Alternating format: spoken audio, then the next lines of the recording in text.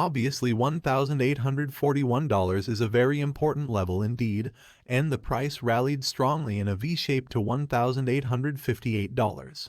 I think we need to test whether the resistance level is valid and we can still go short next week. Let's go back to the source to understand the outcome of the price movement. I will keep you updated. Please subscribe to my channel.